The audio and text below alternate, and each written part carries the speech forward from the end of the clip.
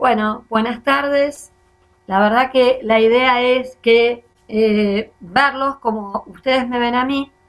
Así que, en primer lugar, decirles buenas tardes y buenas noches a todas, a todos y a todes.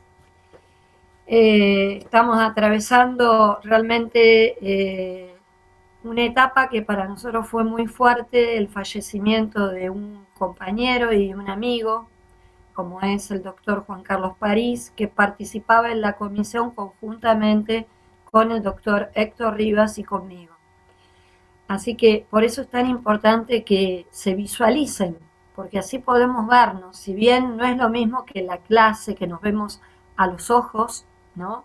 El estar ahí es importante para ambos, ¿no es cierto? Ustedes son los protagonistas, así que es muy valioso esto de encontrarnos. En primer lugar, quería comentarles, como ya lo hicimos en otras clases, que la hoja de ruta, que es nuestro programa, ¿sí? Vamos a continuar con la unidad 18, que ayer el doctor Héctor Rivas estuvo dándoles parte de esta constelación de temas que abarca la unidad 18. Y para eso sería importante, por lo tanto, recordar que lo que ustedes vieron, hola Nancy, tiene que ver con el orden conservador, ¿no? Y el orden conservador son todos estos postulados que ayer el doctor Rivas estuvo mencionándolos y hablándoles al respecto. Hay algo clave que es importante que tengan ustedes, cuál es el material, ¿no? Como ustedes saben, soy una docente que hago permanentemente fichas docentes, guías pedagógicas. Entonces, en primer lugar, si nosotros tendremos que ver la cuestión del orden conservador, no podemos dejar de mencionar al PAN, que es un tema que ustedes ya vieron, que es el Partido Autonomista Nacional. Como ustedes saben, el Partido Autonomista Nacional surge en 1874 con la unión del Partido Autonomista, por este lado que estaba Alsina, y por aquí el Partido Nacional, que era Avellaneda. En este tema, que ya lo vieron ustedes con el doctor Rivas, tienen una ficha docente, me tapo para que la vean bien, que hace referencia a todo el tema del Partido Autonomista Nacional. Como ustedes saben, este Partido Autonomista Nacional tenía cuestiones claves que tenían que ver con una forma de mirar y de posesionarse, ¿no es cierto?, ideológicamente, tanto en lo político, en lo económico y en lo social. Y específicamente tenía una postura política conservadora y conservaban el poder a través del fraude y de la corrupción. Es decir, esta metodología implicaba el poder conservar y perpetuarse en el poder. Y es por eso que el Partido Autonomista Nacional es un partido denominado unicato, que era el único partido que existía. Y a nivel ideológico tenía toda una postura que uno podría decir hasta contradictoria, porque políticamente dijimos que eran conservadores porque querían conservar el poder. Y económicamente apelaban al libre cambio, es decir, eran liberales, tenían tendencias positivistas, ¿sí? Tenían prácticas oligárquicas, es decir, de un poder reducido que tenía el poder en manos de una élite, un grupo hegemónico, como mencionamos en la clase de Revolución de Mayo, si recuerdan, y también, por supuesto, atentaban a ver solamente una parte de la realidad, en la cual ellos obviamente eran el centro. Lo que querían construir un país no mirando al interior, sino mirando obviamente a Europa. Y esto mirar a Europa implicaba querer copiarse, no solamente la forma que se vestían, sino también hasta los edificios. Si ustedes van a Buenos Aires, en algún momento a la capital, a la Cava, hay un edificio que se llama, que es de obras sanitarias, ¿sí? Y allí ustedes van a ver que es una copia de un edificio en Francia. Y lo mismo pasa por un barrio que en realidad se llama Palermo Chico. Hay diferentes casonas o también están diferentes museos donde se traía el material, el mármol, los pisos, ¿sí? La porcelana, la seda de Europa para trasplantarlo acá en el territorio. Y este grupo oligárquico que respondía, obviamente, políticamente, no a defender lo que serían las autonomías regionales, o sea, que no tenía una mirada de federalismo, sino todo lo contrario. Y por otro lado también en el sentido de ver que la realidad solamente abarcaba una, que la economía partía a través de defender sus propios intereses, que eran los intereses de que se introducían a través del puerto de Buenos Aires, ¿sí? Y por eso era el libre cambio. No había una política de proteccionista hacia las industrias incipientes o economías regionales. Entonces, para eso tienen esta ficha docente, voy a ser bien clara, para que ustedes puedan. A partir de esto, nosotros también tenemos que ver que este sector también participa en la denominada generación del 80, tema que también ustedes vieron con el doctor Rivas, y acá tienen también otra ficha docente sobre el tema. Y también nosotros con el doctor Rivas hemos hecho una guía de repaso de toda esta unidad 18 para que cuando ustedes se sienten y estudien tengan el soporte y el acompañamiento pedagógico nuestro a través de esa guía. Ahora, nosotros tendríamos que ver en este momento, ¿no? Estamos hablando de un modelo y ese modelo representaba a un partido que era el Partido Autonomista Nacional. Ahora aparece en esta escena y en esta crisis, que es obviamente que implica un orden mundial, una división internacional del trabajo, y este orden mundial, acá tengo en mis manos el mundo, más de uno lo quisiera tener, pero no es así, implica que haya una división internacional del trabajo entre quienes, entre los países centrales, ¿sí? Que son los países ricos. En este momento estamos hablando de Inglaterra, estamos hablando de Francia, se va a sumar, por supuesto, Estados Unidos. Y por otro lado están los países periféricos, que en algunos casos son colonias dependientes de ellos, y en otros no lo son. ¿Y cuál es esta lógica que se establece de poder?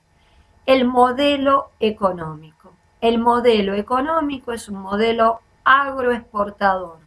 Y este modelo agroexportador implica que se exporten materias primas y se importen productos elaborados. La clave acá que estas materias primas van a ser parte de esos productos elaborados que nosotros mismos vamos a comprar.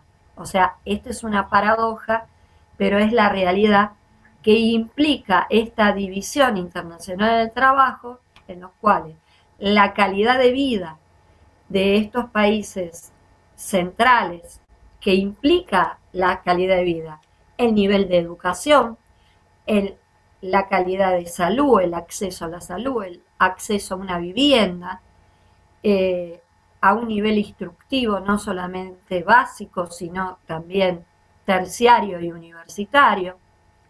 En cambio, los países periféricos los asociamos con países pobres, que tienen una alta tasa de mortalidad infantil, una alta tasa de analfabetismo, no tienen acceso a un nivel instructivo superior, es decir, no llegan a satisfacer sus necesidades básicas. Entonces ven que este mundo, que hoy en día sigue siendo para algunos el mismo, para otros a partir de la pandemia pareciera que esta división internacional del trabajo va a implicar un nuevo renacer, un renacimiento, algunos lo denominan así, que va a ir modificando las cuestiones. Acá atrás, para que vean, tienen una lámina. Esta lámina que ustedes ven acá, la van a tener ustedes, por supuesto, en la plataforma, ¿sí? En la plataforma, en la unidad 18, es otra línea que vean que tienen. Ahora yo después les voy a mostrar una más cercana, que es esta, ustedes la ven bien ahí. Si alguien contesta sería fantástico, porque no sé si la de atrás la ven. ¿La de atrás la ven? ¿La de atrás la ven? Sí, profe, se ve, se ve. ¿Se ve? Perfecto. Miren ustedes que esta línea les va a servir para gran parte de lo que sería el cuatrimestre, porque la división que tenemos acá es el modelo económico, el modelo o el gobierno o ideología, el modelo de Estado y lo que serían los presidentes o gobernantes. Entonces, Profe, una pregunta. en gran parte de nuestra realidad histórica, vemos que el modelo económico es un modelo agroexportador. Ustedes miren, de 1880 a 1916, de 1916 a 1930. Profe, Esto es gran parte de este periodo que es el que estamos estudiando ayer y estamos estudiando hoy. ¿Sí? No sé qué pasa que... ahí está, Lucas.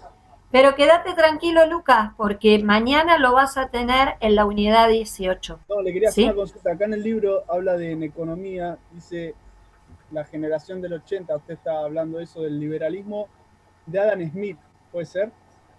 Más fuerte porque no te escucho.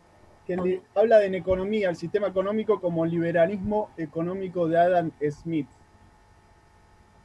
Lo Después que dice, yo estoy denominando que este modelo, tanto que ustedes vieron ayer con el doctor Héctor Rivas, como lo que estamos sabiendo ahora, que tiene que ver con el grupo de Generación del 80, con el Partido Autonomista Nacional, tiene una mirada en la cual es una mirada del libre cambio, del liberalismo.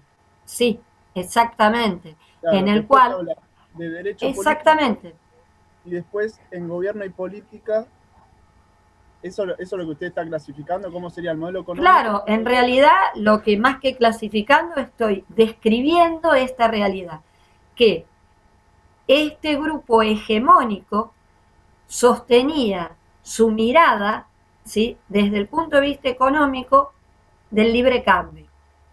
Y esto implicaba también un modelo específico que era el modelo agroexportador, que es el que mencionamos hace unos minutos, ¿sí?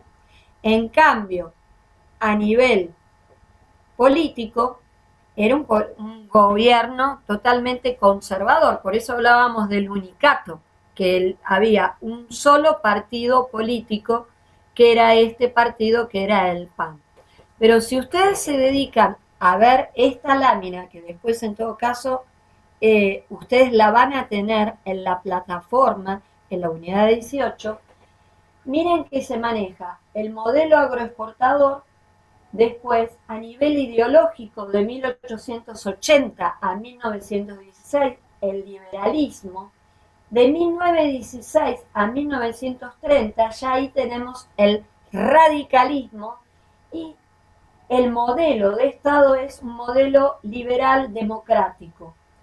Y luego ustedes van a tener en toda esta línea de tiempo que llega hasta el golpe de Estado de 1976, por eso yo les digo que esta es una herramienta para ustedes en la cual yo he construido para que ustedes puedan tener aquí no solamente lo que sería el modelo económico, el modelo político, el gobierno específico y hasta los diferentes golpes de estados, ¿sí?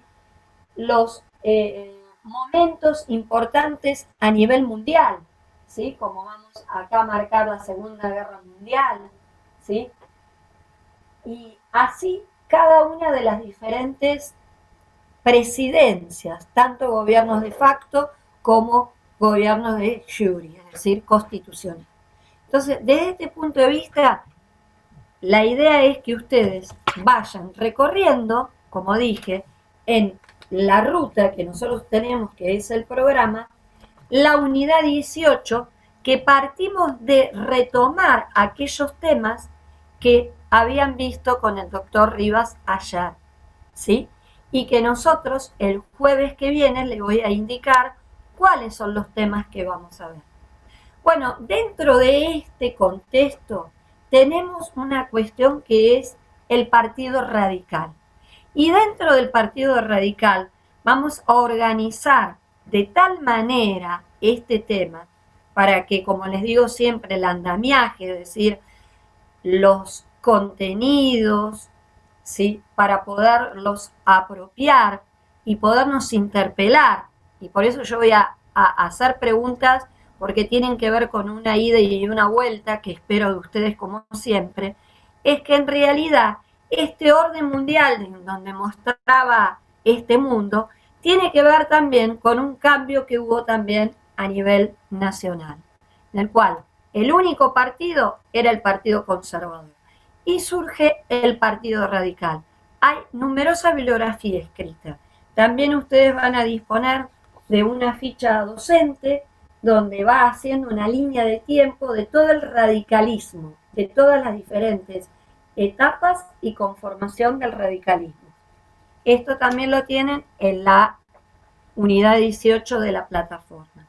Está uno de los autores tradicionales, y más que tradicionales porque son muchas veces mencionados desde diferentes posturas historiográficas.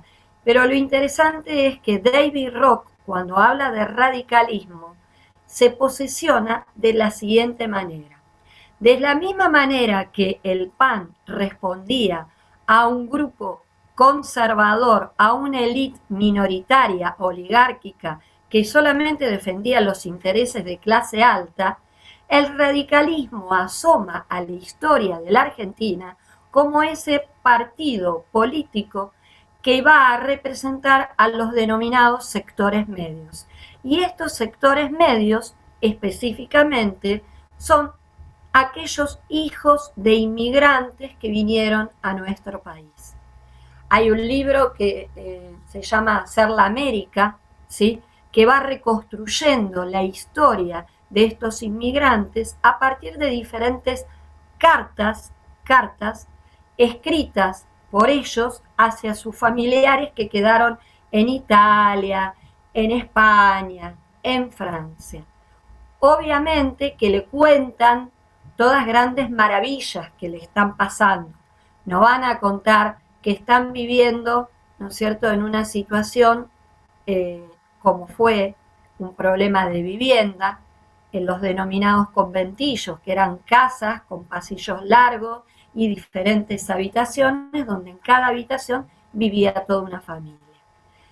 Y específicamente, David Rock también hace mención a estos sectores medios que permiten, ¿no es cierto?, acceder al poder. Ahora, concretamente, el radicalismo.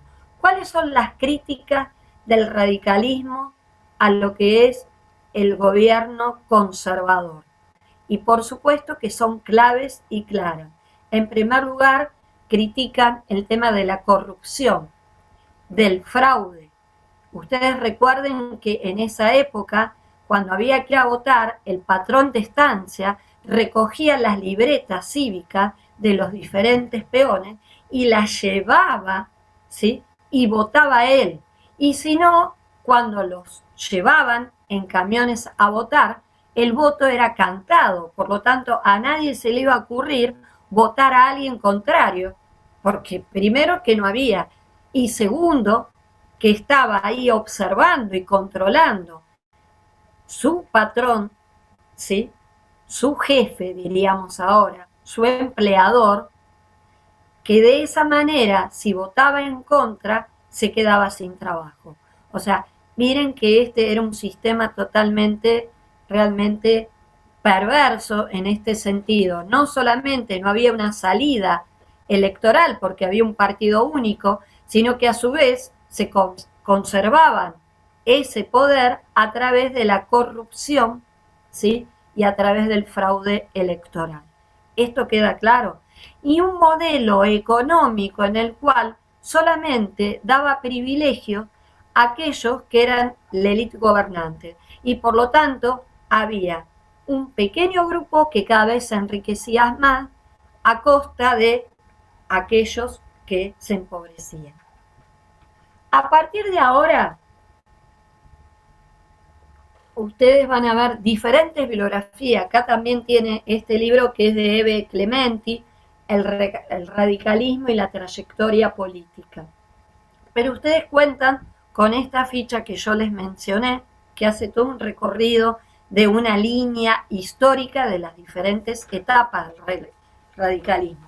Pero yo, para que ustedes realmente puedan entender la cosmovisión, por decirlo de una manera, y las características que tiene el Partido Radical como tal, tiene diferentes etapas, ¿sí? Y por ejemplo, nosotros tendríamos que decir, ustedes después tienen ese material que le dije, que en 1889 el radicalismo se conforma a partir de una reunión, o en esa época se llama meeting, entre Meeting Florida, y ahí se conforma lo que se denomina la Unión Cívica de la Juventud.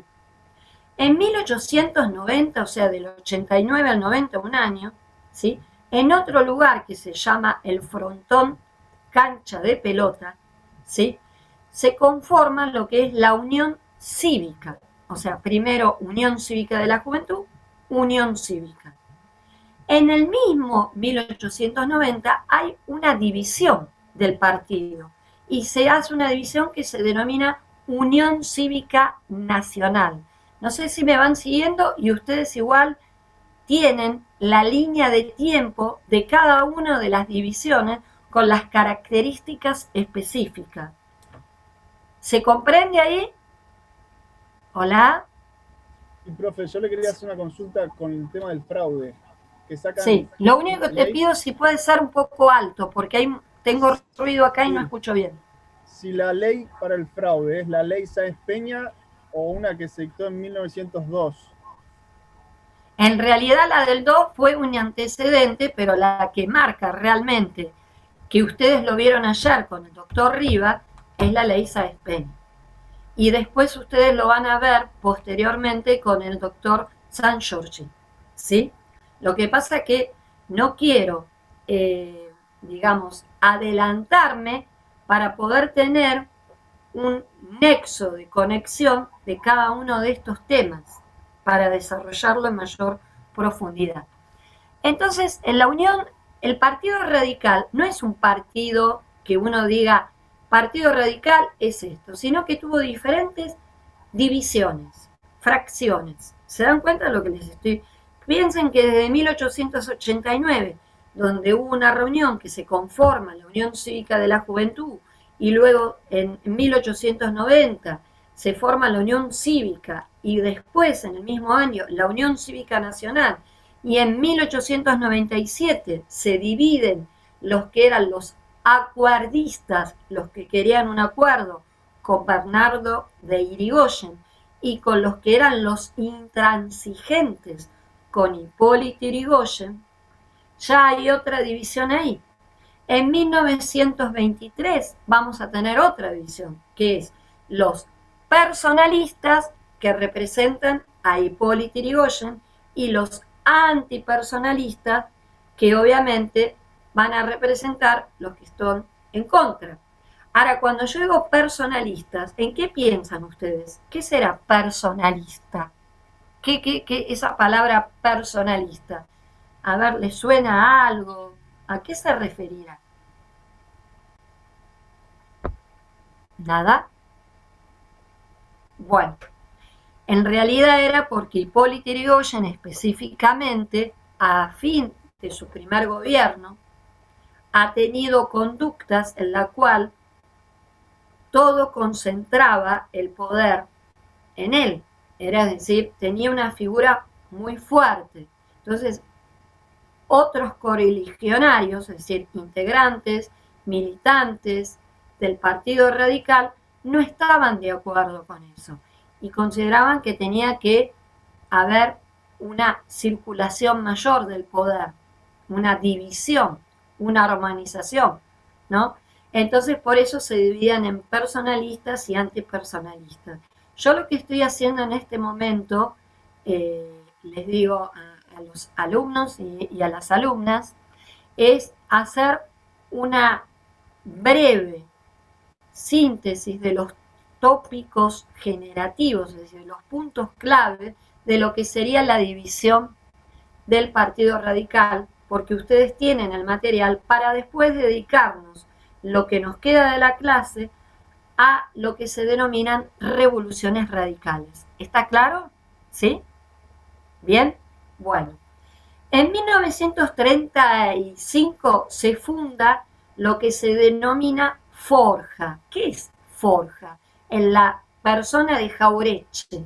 Forja es la fuerza de orientación radical de la joven argentina. Fuerza de orientación radical de la joven argentina. En 1936, Diego Molinari, tomando la idea del gorro frigio, ¿vieron? Funda el Partido Radical del Gorro Frigio, 1936. En 1945 hay una división entre unionistas e intransigentes. Y en 1958 está la Unión Cívica Radical, liderada por Ricardo Balbín. Yo me avancé más tiempo de lo que nos corresponde a nosotros en periodo cronológico histórico de esta clase. Pero ¿cuál es el objetivo? Es para que ustedes vean que el Partido Radical tuvo diferentes separaciones de acuerdo a diferentes intereses, y es más, cuando vean otra línea de tiempo que les voy también a dejar, van a ver que vamos hasta la actualidad, cuando en determinado momento el Partido Radical hizo alianza cuando fue el presidente de la Rúa, y también en determinado momento cuando se hizo alianza y se conformó este grupo que fue el anterior gobierno de nuestro país. Así que hasta aquí estamos viendo el tema de la división, ¿sí? Que tiene que ver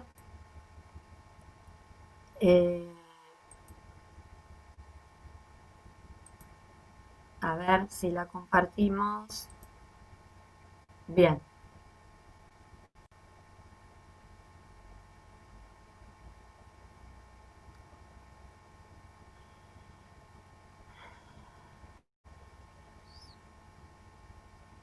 Estamos. Habemos compartir pantalla. Bueno, atrás tenemos, miren, la línea esta de tiempo, que para mí es una maravilla porque cuando el alumno se pone a estudiar esta línea de tiempo, tiene una visión global de toda la realidad política, económica y social, ¿sí? Y de gobierno.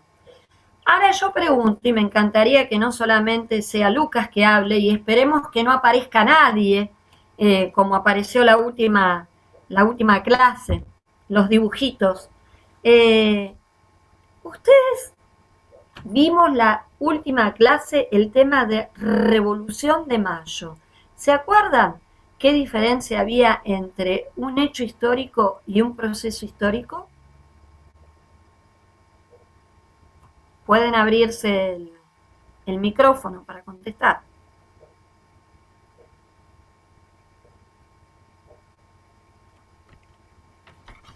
Bueno, ¿qué pasa que no participan? Son las sumas, profe. Lo que pasa es que a mí ayer me contó un pajarito que participaron muy activamente. Entonces yo venía con toda la alegría, digo, van a desbordarme. Bueno, un hecho histórico, ¿se acuerdan que yo tenía el cuadro este que acá lo ven? Pero bueno, vamos a explicarlo. Un hecho histórico es algo puntual, acotado. Piensen en una batalla, por ejemplo. Un proceso histórico es un conjunto de hechos históricos que mantienen una lógica subyacente, ¿sí? Una lógica subyacente y que implica un proceso. Cuando hablamos de la Revolución de Mayo, cuando hablamos de la Revolución Francesa, es un proceso, ¿sí? Piensa en la imagen de un collar de perlas, por ejemplo, o el que quieran. Ese collar es un todo. Este es un collar, ¿sí? Cada una de las perlas conforma un hecho histórico. Cuando integra todo el collar, conforma un proceso histórico. Si yo saco una perla de ese collar, se transforma ese proceso histórico, se ve modificado. ¿Ahí se comprende? Ahora la pregunta es, cuando ustedes piensan en revolución, ¿en qué piensan? En un hecho histórico. ¿En un qué? En un hecho histórico, pero que fue dado a través de un proceso histórico. Una revolución es un proceso histórico porque implica un conjunto de lo que hablaríamos de antecedentes, de causas, es decir, un conjunto de hechos que dan lugar. Entonces, cuando nosotros normalmente damos en clase el tema de revoluciones radicales, que acá tienen este PowerPoint que ustedes después lo vamos a ir pasando en forma detallada.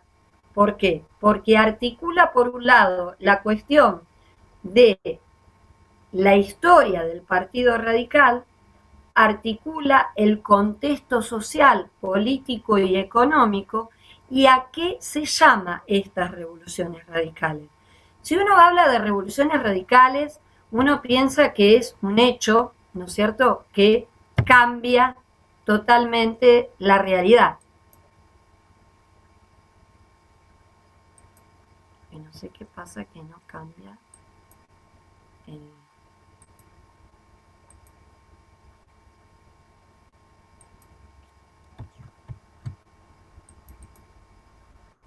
Ahí está, bueno.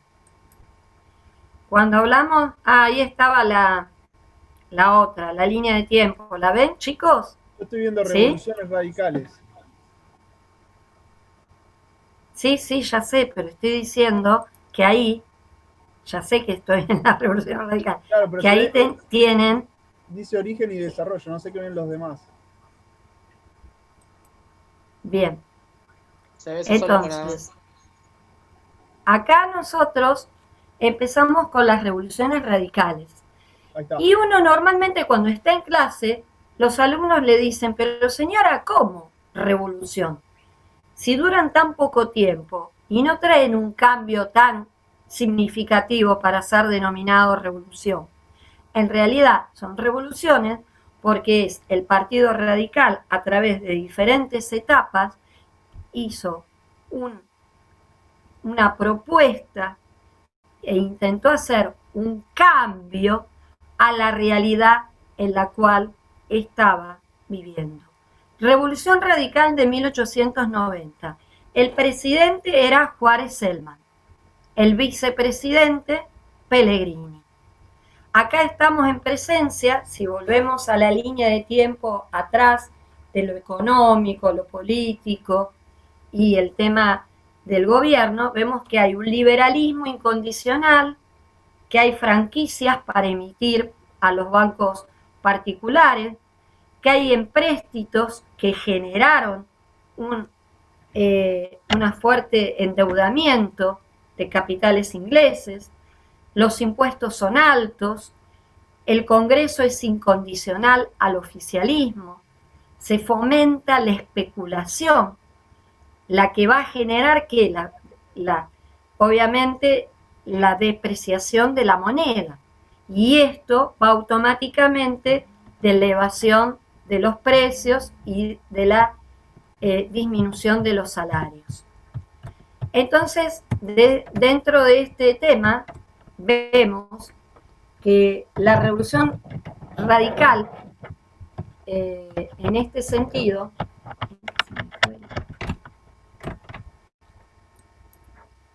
bien, va a dar lugar concretamente a una oposición, y esta oposición va a estar a cargo de Mitre, Bernardo de Irigoyen, Alem, Del Valle y López. Es decir, realmente, ¿se acuerdan que dijimos que en 1889 se fundaba la Unión Cívica de la Juventud?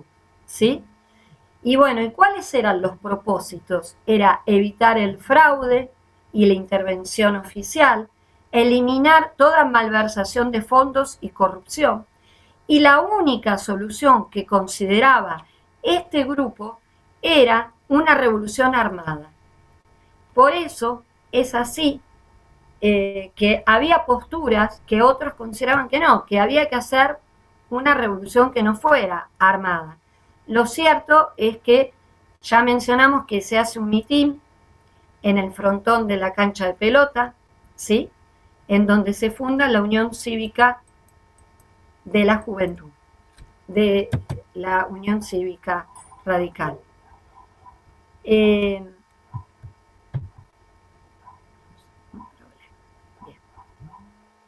¿Hasta ahí vamos bien? ¿Sí? La revolución en realidad hace que renuncie el gabinete de Juárez Celman. Y hay un anuncio de la intención de abolir el sistema de listas completas para evitar el fraude. Este es un tema que ustedes introdujo ayer Héctor Rivas, el doctor Rivas, para poderles comentar de qué se trata esta cuestión. Lo cierto es que el ministro de Guerra comunica que hay una conspiración radical. Entonces se detienen aquellos militares comprometidos, como son el general Campos y el coronel Figueroa. Y allí se fija en 1890 como la fecha final de ese golpe revolucionario. La Armada se suma a un proceso revolucionario, como estamos viendo, y todos los complotados se reunieron en el parque de artillería, pero las armas y las municiones fueron trasladadas al arsenal. Es decir, miren ustedes que hubo una revolución concreta en una época la cual no tuvo una, digamos, no estamos hablando de una revolución que haya tenido una duración en tiempo extensa. Pero sí tenemos en claro que esta implicó, ¿sí?, determinadas cuestiones, como fue no solamente el enfrentamiento y la muerte del jefe de policía de la capital, el enfrentamiento de la policía y de los bomberos, ¿sí?, sino que finalmente se logra un acuerdo con el gobierno en base a 4 puntos.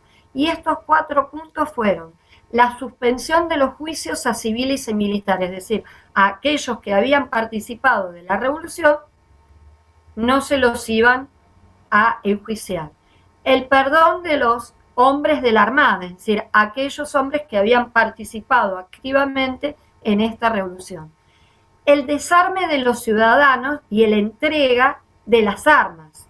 Y por otro lado también la readmisión de aquellos que habían participado, estos cadetes que habían participado, ¿sí?, en esta revolución.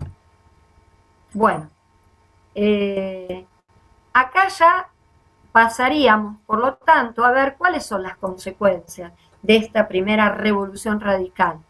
Y bueno, importantísima, porque es como que fue una movilización. Hasta ahora el gobierno mantenía todo lo mismo y no había nadie que se opusiera a esta realidad y a este sistema. Entonces, hay una reunión de las cámaras el 30 de junio, hay una aprobación del estado de sitio, hay una sanción de diputados, una pensión para huérfanos y viudas de los policías muertos. El senador Pizarro dice que las revoluciones están vencidas, pero el gobierno está muerto. Y esto quiere decir con que realmente no solamente aquellos que hicieron la revolución, sino gran parte de la población estaba en contra de esta situación de corrupción y de fraude. Y de este grupo totalmente oligárquico y hegemónico que controlaba el poder y solamente daba beneficios a un grupo reducido. Entonces, denunciando este fraude tradicional para luego renunciar a su cargo, ¿no? Se cierra la bolsa de valores, que esto implica realmente una movida económica. Se aconseja a renunciar a Juárez Celman, ¿sí?, que es como una forma de decir, bueno, hagamos algo para que haya un cambio. ¿Se acuerdan que cuando vimos Revolución de Mayo vimos una frase de Alperín Dongui que decía, el mismo fraile en distinta mula? En este caso es, cambiemos algo para que podamos seguir conservando el poder. Pero en realidad lo que vemos que al renunciar Juárez Celman, asume como presidente Pellegrini. Y Pellegrini designa a Roca como ministro del Interior. ¿Sí? Bien. La gestión de Pellegrini implicó un aumento de la deuda pública a un 300%. Concedió en parte de pago 4.500 vías férreas a quienes, a los capitales ingleses, o sea, seguíamos cediendo a el extranjero. Se rechazó el pedido de Leandro Adalén para intervenir algunas provincias, es decir, el gobierno nacional quiso intervenir y lo hizo las provincias. Roca fue el gran beneficiario de la Revolución del 90. ¿Por qué? Porque en realidad tuvo conocimiento de la conspiración antes que el gobierno y por eso Lavalle lo informaba e hizo liberar al coronel Figueroa detenido, ¿no es cierto? Y esto implicó un contexto que dio lugar a otra revolución radical, que es la revolución que ustedes ven de 1893. Ahí el presidente era Luis Figueroa Alcorta, que Figueroa Alcorta también había accedido al poder por medio del fraude oficialista.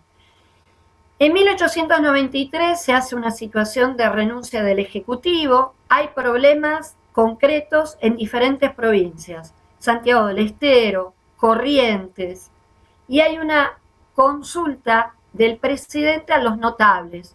¿Quiénes eran los notables? Era Roca, Mitre, Pellegrini. ¿Y qué le aconsejaban? Entregar la dirección política a un radical que era Aristóbulo del Valle. ¿Sí? Del Valle intenta desde el gobierno lograr las aspiraciones radicales, porque él ocupaba el cargo de ministro del Interior. Ahora, frente a esta segunda revolución radical, ¿sí?, vemos que hay una oposición que depone en San Luis al gobernador Quiroga y lo reemplaza por Sá. Ustedes ya les debe sonar el apellido Sá, imagínense, ya vienen de esta época. Posteriormente, ¿sí?, se toma La Plata, se toma la ciudad de Rosario, se toma Temperley o La Barría, renuncia el gobernador Julio Costa, hay un alzamiento generalizado en las provincias y en las comunas. Y así, la revolución nuevamente estaba vencida. Entonces ya vimos otra revolución radical que no había logrado el objetivo. Ahora, yo me pregunto, ¿no había logrado el objetivo porque en ese momento no había podido acceder al poder? Pero no era así lo que había dicho este senador, que si bien la revolución había fracasado, el gobierno estaba muriendo. Es decir, el Partido Radical, conformándose, ya estaba armando una propuesta diferente a este sistema de gobierno, a este sistema económico, a este modelo económico vigente que era conformado por los conservadores, por este grupo oligárquico, por este grupo que estuvimos hablando que es el PAN, el Partido Autonomista Nacional. ¿Y cuáles fueron las consecuencias? Y las consecuencias fue que se vota la intervención a las provincias de Buenos Aires, de Santa Fe, de San Luis, que se detiene y se toma prisionero a Hipólito Yrigoyen y a Leandro de Alem, que hay elecciones nacionales en enero del 94, pero la obtención de numerosas bancas para la oposición radical. Por lo tanto, en febrero del 94 hay una elección de Alem, pero su diploma, cuando se presenta, es rechazado. Y hay una designación de Bernardo de Irigoyen como senador, cuya tarea política en el Senado, ¿qué logró? ¿Qué obtuvo? Y obtuvo el alejamiento del ministerio o del ministro del Interior, Manuel Quintana, otro de los notables. La renuncia del presidente Sáenz Peña, la asunción del presidente Uriburu, la muerte de Alem y del Valle en 1896 implicó un duro golpe en esta realidad, y la elección de Bernardo de Irigoyen como gobernador de la provincia de Buenos Aires. Ahora, Pellegrini, ¿no?, provoca la caída de Juárez Celman, pero 2 días de la rendición de los revolucionarios para provocar esta crisis política, ya le había dicho Lavalle que la revolución podía durar 3 horas en la calle. Deja a Pellegrini a cargo de un gobierno que debía tomar medidas antipopulares, anulando ante la posibilidad de una reelección, e involucra a Mitre en un acuerdo que lo deja fuera de la política, dividiendo así, lo que mencionamos antes, la Unión Cívica en Cívicos Nacionales Mitre y Cívicos Radicales Leandro Alem. Se hace cargo del Ministerio del Interior Pellegrini y desde entonces se convoca o se invita a la candidatura de Luis Sáenz Peña, anulando la que levanta la Unión Cívica Radical de Roque Sáenz Peña. Será después de aquel momento el primer presidente argentino que cumpla con 2 presidencias. ¿Y a quién me estoy refiriendo?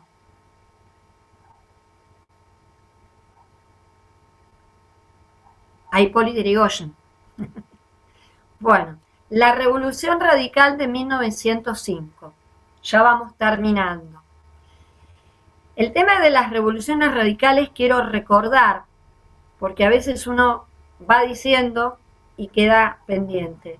Como revolución en sí, para ustedes, con la mentalidad de lo que han estudiado, les parecerá poco significativa en el sentido de lo acotada que es en el tiempo, pero sin embargo, esto implicó un cambio, ¿sí?, político totalmente importante que fue gestando ese clima que dio lugar posteriormente al triunfo del radicalismo. El presidente de la Nación en la Revolución Radical de 1905 era Manuel Quintana, ¿sí?, pero obviamente estaba con la abstención de la Unión Cívica Radical. El vicepresidente estaba José Figueroa Alcorta y se preparaba nuevamente esta revolución, que se fija entre el 3 y el 4 de febrero para iniciarlo.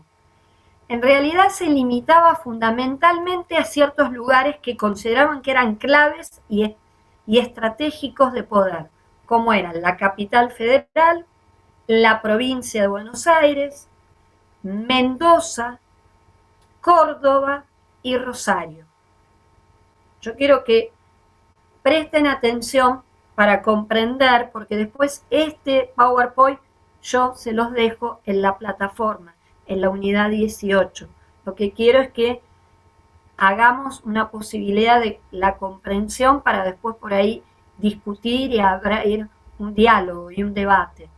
Bueno, ¿cuáles fueron los resultados? Obviamente que otra vez fracasa esta revolución, porque en la capital federal, por infidencia, se conocía la situación revolucionaria, entonces fueron detenidos y también los obreros de la FORA. Este es un tema que vamos a ver a la clase que viene. Cuando termine esto, se los voy a comentar, que eran opositores. En Mendoza, el caudillo radical Lencina constituyó gobierno. Él logró poder conformar un gobierno. En Córdoba, triunfante el alzamiento, se constituye gobierno. En Rosario, no alcanza los objetivos, fracasa. Y el 8 de febrero se da como terminada la Revolución Radical de 1905. Por lo tanto, con esto lo que quiero decir es que es otra revolución radical que, si bien fracasa en términos generales, eso no quita que hay cambios puntuales y cambios concretos, y especialmente, que creo que es lo más significativo, es el cambio de mentalidad, en esto de pensar que se puede luchar contra el fraude electoral, que puede haber otro partido político. Y ustedes piensen, el PAN representaba al gobierno y a un grupo conservador. El radicalismo, ¿a quién? A lo que serían los sectores medios. Y luego va a venir el peronismo, que va a representar a los sectores populares. Es decir, dentro de lo que es la historia argentina, vemos estos diferentes grupos. Bueno, las consecuencias de esta última revolución radical es que se detienen a los civiles revolucionarios, se los transporta a la cárcel de Ushuaia, a Irigoyen se lo presenta al juzgado y él declara, y al declarar no queda detenido. Hay un manifiesto de la Unión Cívica Radical que reitera su vocación revolucionaria, es decir, no es porque esta revolución fracasó, consideran que van a bajar los brazos, sino que van a seguir luchando contra la oposición, contra el fraude, contra la corrupción, y van a triunfar, como dicen, con sombras, como lo dice Irigoyen, ¿no? Culmina, digamos, esta vocación conspirativa de la Unión Cívica Radical y comienza la lucha en los comicios. En 1906, los denominados nuevamente los notables, Mitre, Peregrine, Roque Sáez Peña, admiten la necesidad del acceso del pueblo al ejercicio efectivo de la democracia, ¿sí?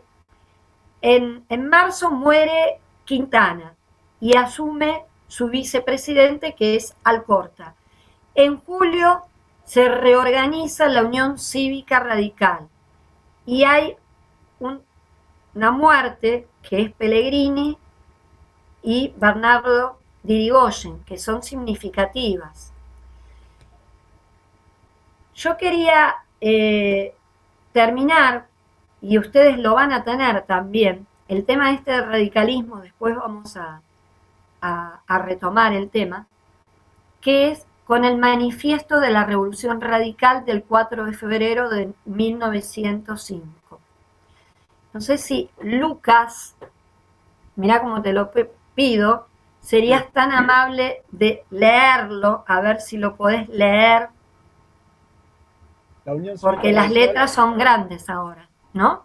sí, se ve perfecto. Bien, gracias. La Unión Cívica Radical al pueblo de la República.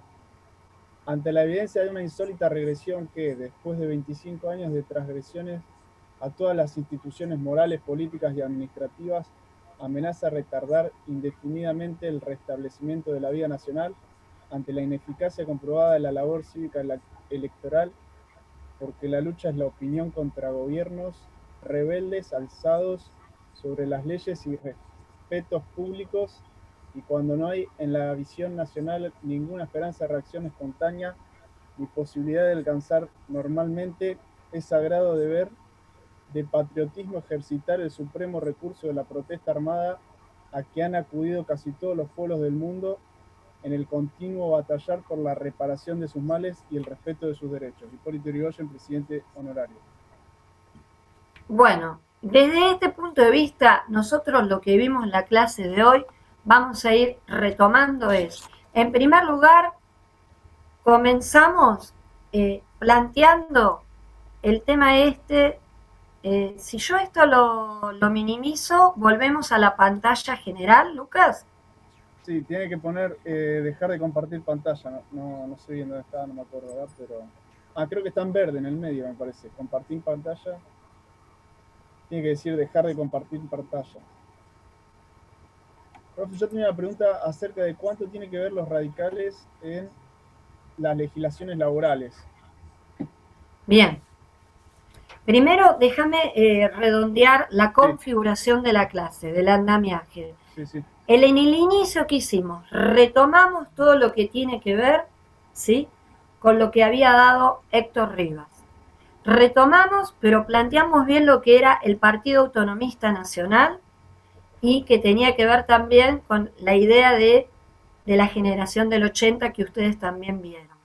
Con respecto a este del Partido Autonomista Nacional, retomamos el tema este de la División Internacional del Trabajo y vimos en esta línea de tiempo, que en realidad está dividida entre el modelo económico, gobierno de Estado y autoridades, vimos todo lo que es el andamiaje político y económico de la época, pero hasta reúne, ustedes lo van a ver mañana en la plataforma, hasta 1976. Ahí vimos que no había solamente el Partido Autonomista Nacional, sino que también ¿quién estaba? Un nuevo sector, un nuevo grupo, que era el Partido Radical, con todas estas divisiones del Partido Radical. Y esto es importante que lo tengamos en claro. ¿Por qué? Porque era un grupo que se va gestando y se va fraccionando y dividiendo de acuerdo a diferentes posturas.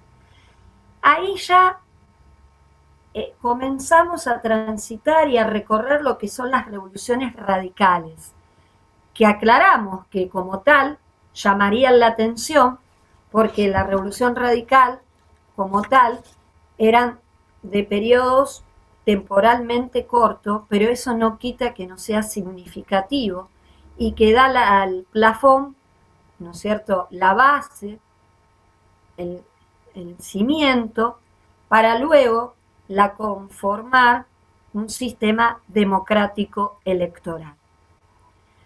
En cuanto a lo que vos me preguntaste, Lucas, que no me olvidé, quiero indicar que todo este tipo de diferentes constelaciones temáticas, porque obviamente ustedes ven lo que vimos hoy, desarrollamos parte y otra parte la tienen ustedes como ficha pedagógica, es sumamente enriquecedor que ustedes se sientan no solamente a leer, a comprender, sino poder establecer relaciones.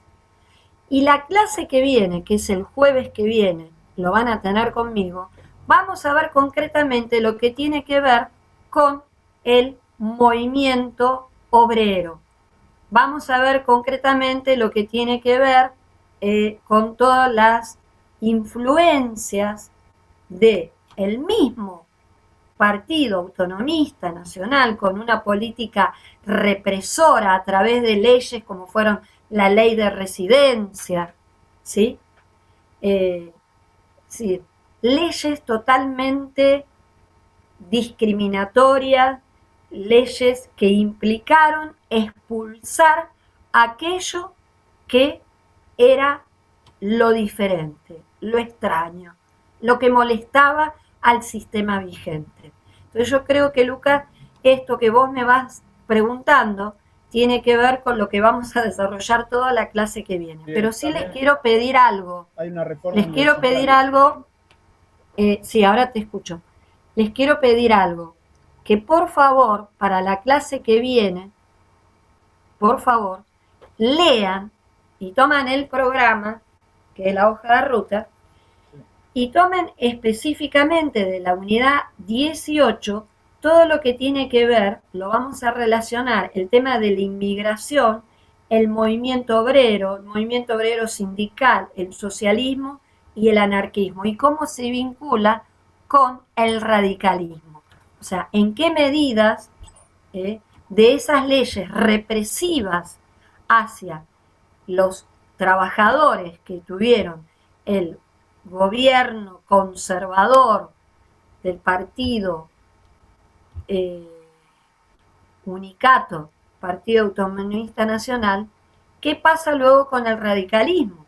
Que también en el radicalismo tenemos, concretamente, y lo van a ver más adelante, durante la presidencia de Hipólito Yrigoyen, específicamente en la segunda presidencia, la Patagonia rebelde, que surge a partir de una huelga en una fábrica llamada Bacena en la capital federal.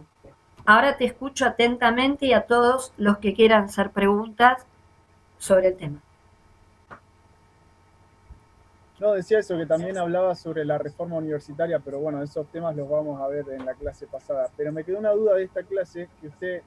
No, lo que pasa es que yo quiero que, vuelvo a repetir, que vean el programa. Entonces, si ustedes ven el programa, nosotros lo que hacemos es para que ustedes realmente se organicen. ¿Se acuerdan cuando yo les hablaba del andamiaje del esqueleto? Si uno no tiene esqueleto, anda todo doblado. Entonces, nosotros lo que estamos haciendo, cada uno de los docentes de la cátedra de Derecho e Historia Constitucional Argentina, ¿no es cierto?, del titular, el doctor Julio César Furundarena, es desarrollar una unidad para que ustedes realmente tengan el andamiaje. Miren, ustedes tienen línea de tiempo, tienen ficha, tienen PowerPoint, van a ver que tienen otra línea de tiempo de todo el desarrollo del radicalismo. Entonces, por supuesto, la reforma universitaria no la vamos a ver, porque es posterior. ¿Se dan cuenta? Bien. Entonces, desde ese punto de vista, la reforma universitaria la van a ver en la unidad 19. Pero eso no quita que nosotros, el jueves que viene, hagamos una exposición de lo que es el movimiento obrero argentino en sus inicios, lo importante de la inmigración en este movimiento obrero, específicamente en lo ideológico, en la formación anarquista, socialista y dentro del anarquismo, el que sería el mayor influencia Bakunin. Y también vamos a ver qué leyes hubo represivas dentro de este movimiento obrero y cómo se divide en las diferentes conformaciones y federaciones. Entonces, así, ¿qué estuvimos viendo? Por un lado vemos todo lo que sería la plataforma política e ideológica. Y luego vamos a ver todo lo que es el movimiento obrero de este periodo. A ver si queda claro. ¿Sí? Bien, yo tenía la última consulta, profe. Me encanta que preguntes, Lucas. Entonces usted decía que más allá de que las revoluciones hayan fracasado, sirvieron para que haya cambios. A ver si me queda bien el concepto. El tema es el siguiente, si uno piensa con la mentalidad actual, donde vio una revolución francesa, donde ve, digamos, la revolución norteamericana, realmente llamar revolución radical a estos tres movimientos históricos que hubo, parecen demasiado, porque las revoluciones para nosotros, las definiciones, implica un proceso mayor, y no solamente temporal, sino como que en el cual, pero la revolución también hubo enfrentamiento en estas revoluciones radicales. También hubo caídos. Y a lo que voy es que si bien no hubo un triunfo, no es que la primera revolución radical ya triunfó, o la segunda, o la tercera, no, mentiríamos. En realidad, no hubo la revolución y asumieron el poder y conformaron gobierno. No es así.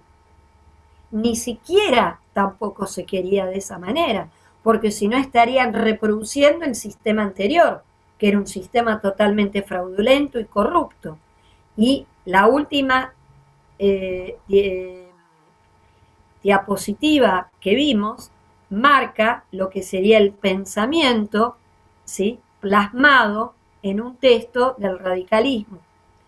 Por lo tanto, lo que yo considero que tenemos que ver es que si bien no hubo un triunfo concreto, lo que hubo un proceso en el cual fue gestando y fue modificando, no solamente preparando a lo que venía, que va a ser todo un proceso histórico, ¿sí?, y de gobierno y de economía que se diferencia, y especialmente que va a evitar todo el tema del fraude y de la corrupción, porque ya vamos a estar en presencia un tema que les mencionó ayer el doctor Riva, de las leyes electorales. Y después, bueno, ya vamos a llegar a la ley, obviamente, que va a implicar el voto secreto, el voto obligatorio, entre comillas, porque solamente podían votar los varones,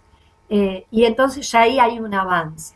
Entonces, desde este punto de vista, si bien las revoluciones, voy a tomar la palabra que dijo el senador que mencioné hoy, si bien las revoluciones no triunfaron, porque fracasaron, el gobierno estaba derrotado, es decir, iba deteriorándose cada vez más y la gente empezaba a ver la realidad desde otro lado.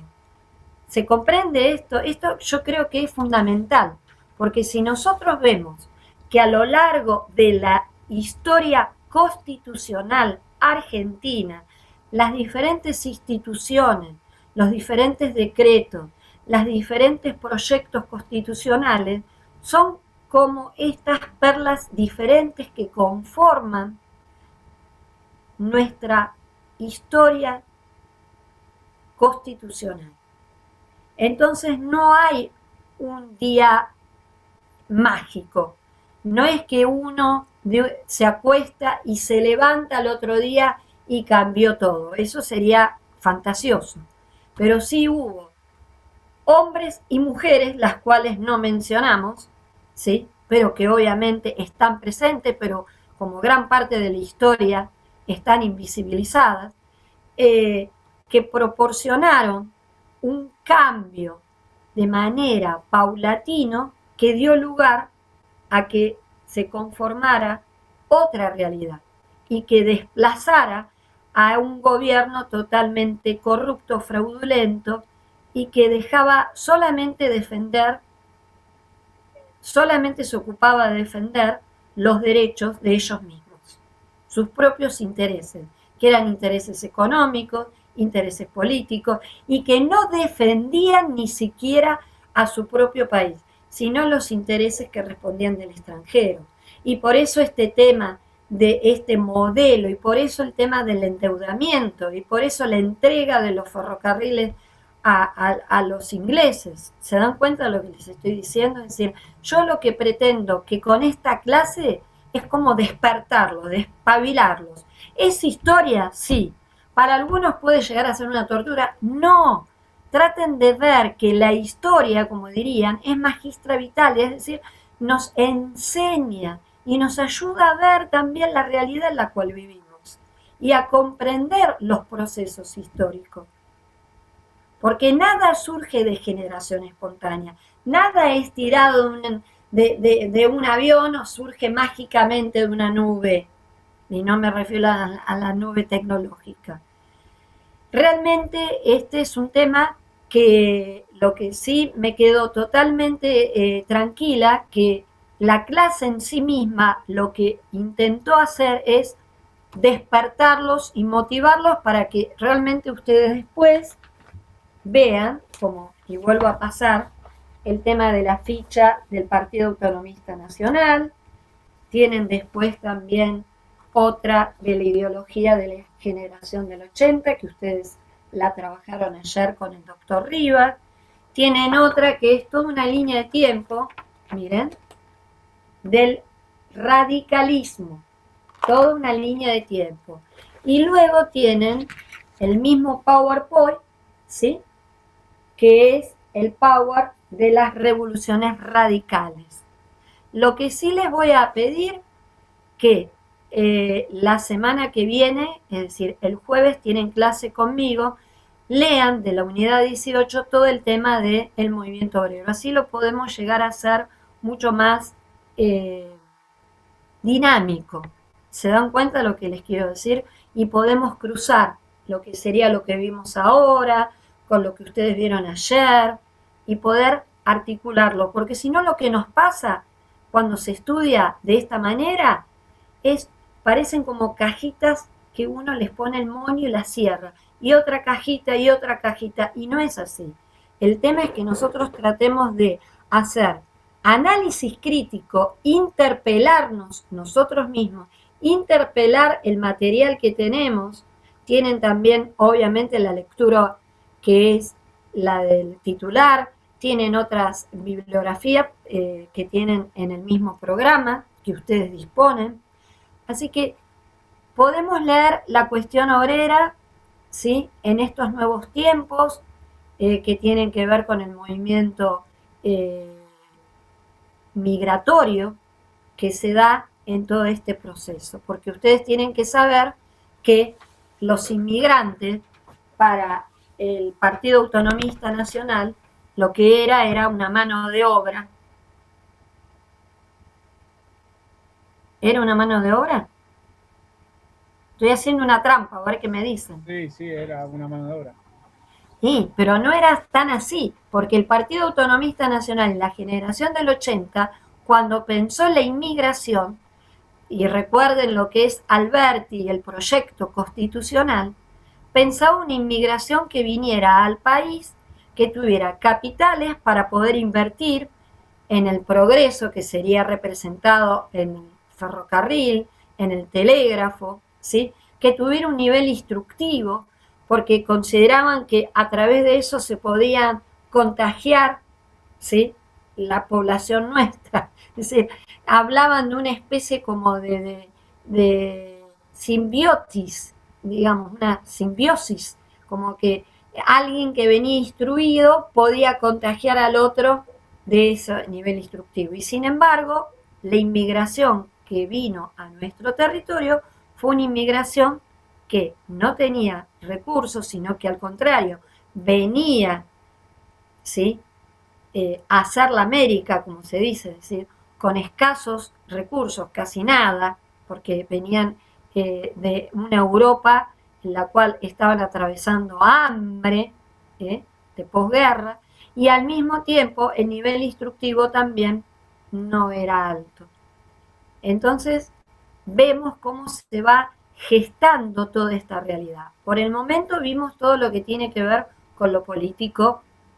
Ahora, la próxima clase nos vamos a detener a armar este armazón y andamiaje del movimiento obrero y de la inmigración y de las leyes. ¿Y qué pasó con el partido autonomista, con esta inmigración y también con el partido radical?